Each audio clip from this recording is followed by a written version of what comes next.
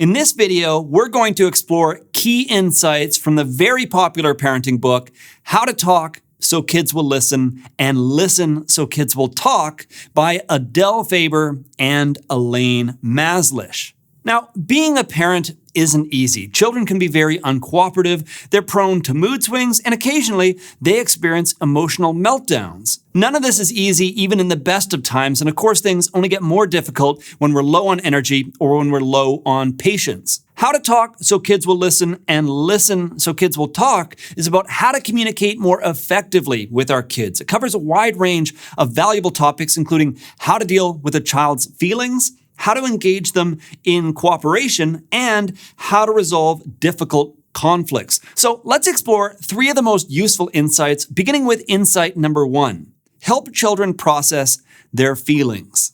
As parents, we often reject the feelings of our children by saying things like, "You don't really feel that way," or "You're just saying that because you're tired," or "There's no reason to be so upset." Unfortunately, by denying their feelings, we can further agitate our kids and we can reduce our chances of addressing their needs or resolving a conflict. When we are upset as adults, the last thing that we want is advice, pity, or a denial of our feelings. Those things only make us feel worse. What we really need is someone to acknowledge our feelings and to give us a chance to talk through what is troubling us. And the same is true of our children. So the book covers 4 practical tips for how to help a child deal with their feelings. Number 1, listen with full attention.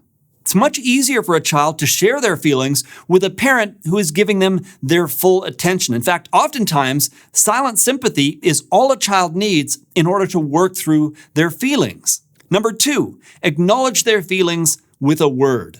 It's hard for a child to think constructively when we jump in with questions, blame, or even advice. A better approach is to simply acknowledge their feelings with a simple word or phrase, such as, "Oh," or or "I see." Words like these, coupled with a caring attitude, help a child work through their thoughts, feelings, and possible solutions. Now, it's important to note, children do not need to have their feelings agreed with. They only need to have them acknowledged. Number 3, give their feelings a name. This involves paying close attention to what they are saying and what they are doing to identify the emotion or feeling they are experiencing. Then choosing a word or two that describes their feeling and coming up with a statement that shows them that we really understand. For example, "Boy, you sound angry," or "That must have been disappointing," or "That sounds frustrating." Number 4, give them their wish in fantasy.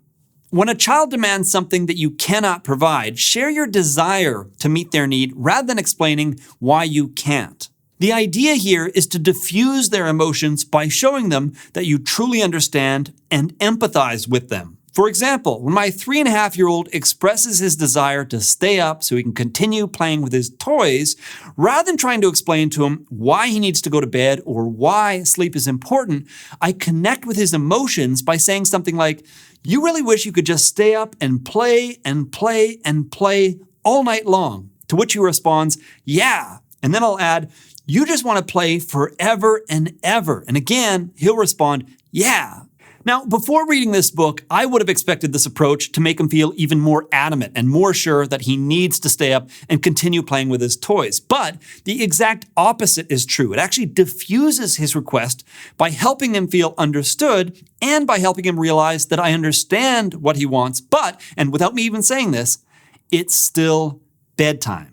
Now, of course, the book contains many more examples of how to apply these 4 tips, but the basic idea here is to listen carefully, acknowledge their feelings, give their feelings a name, and when appropriate, give them their wish in fantasy to show them you truly understand. Insight number 2, provide information instead of feedback.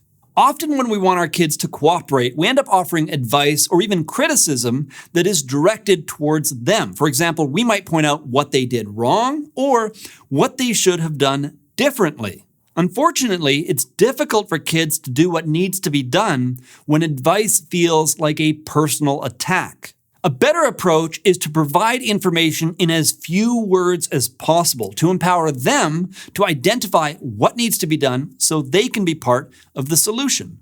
So let's go over 4 different ways to encourage cooperation as covered in the book. Number 1, describe what you see. Rather than placing blame or offering advice, we can help our children concentrate on the problem by simply describing what we see. For example, instead of saying, "You left a wet towel on my bed," describe what you see by saying, "There's a wet towel on the bed." Likewise, instead of telling a child, "Stop jumping on the couch," we can say, "I see a boy jumping on the couch." Number 2, give additional information. When children have all the important details, they can usually figure out what needs to be done. So if they don't yet understand the problem, look for opportunities to provide additional information. For example, you might add, "The towel is getting my blanket wet." Or if they're jumping on the couch, "Couches are for sitting, not jumping." Notice how this information is not accusatory. It simply explains why the towel on the bed is a problem or why a child shouldn't be jumping on a couch. Number 3, talk about your feelings. It's important to be honest about our feelings so that children understand the impact of their behavior. Now, with that said, it's important that we avoid placing blame. So instead of saying, "You make me feel blank," as in, "You make me feel sad, mad, or upset," we can instead say, "I feel frustrated," or "I don't like sleeping in a wet bed." Number 4, write a note. Sometimes the best way to communicate is with a handwritten note. And this is true whether or not a child can read. In fact, oftentimes they're interested in having the note read and explained to them. Now, notes can be placed on a bedside table, or ideally, they can be attached to relevant triggers. So for example, a note saying, "Please hang your wet towel so it will dry," can be placed above the towel rack. And likewise, a note saying, "Please finish all homework before watching TV," can be taped to the TV remote. Now, each of these strategies can be used individually or in combination. So for example, when it comes to a wet towel on the bed, you might start out by saying, "The towel there is getting my blanket wet." You could then add information by saying, "Wet towels belong in the bathroom." If the child isn't responding, you might increase the volume while adding, "I don't want to have to sleep in a cold, wet bed all night." Now, alternatively, you might decide to save your voice and write a handwritten note that explains what happened, how it made you feel, and what you expect in the future. With all 5 tips, the attitude behind our words is as important as what we are saying. The sentiment that children thrive on is one that communicates, "You're a lovable, capable person. Right now, there's a problem that needs attention. Once you're aware of it, you'll probably respond responsibly." The attitude that defeats children is one that communicates, "You're irritating and inept. You're always doing something wrong, and this latest incident is further proof of that."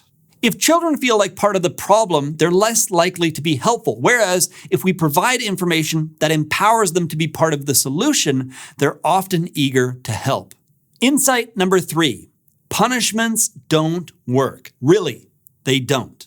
Many parents resort to punishing their kids in an effort to make bad behaviors less attractive, or to simply help them understand that certain actions must stop. However, the problem is that punishments do not work. Instead of feeling sorry or thinking about how to make amends, punished kids become preoccupied with revenge fantasies or finding ways to avoid getting caught. Thus, they are deprived of the crucial inner process of facing up to their misbehavior and making things right. Now, children should experience the consequences of their behavior, but they should not face arbitrary punishments. The more that we can help them recognize the natural impacts of their misbehavior, the better. So here are 5 different things that you can do instead of punishing a child. Number 1, express strong disapproval without attacking character. Just as we provide information when seeking cooperation, we can convey disapproval without making it all about them. For example, if a child borrows a saw and leaves it outside, we can say, "I'm angry that my new saw was left outside to rust in the rain." Number 2, state your expectations clearly. The goal here is to explain how things need to change in the future. For example, you could say, I expect when my tools are borrowed that they will be returned promptly and in good condition. Number 3, show them how to make amends. Along with sharing your disapproval, provide a chance for them to restore good feelings about themselves so they can once again feel like a respected, responsible member of the family. For example, if the saw that they borrowed has started to rust, you can explain to them how a little effort and some steel wool can help them restore it to its original condition. Number 4, offer a choice. As with number 3, this is about helping them understand the natural consequences of their behavior. So when it comes to borrowing your tools, you can offer them the choice to either return your tools promptly or to give up the privilege of having access to them. Number 5, take action.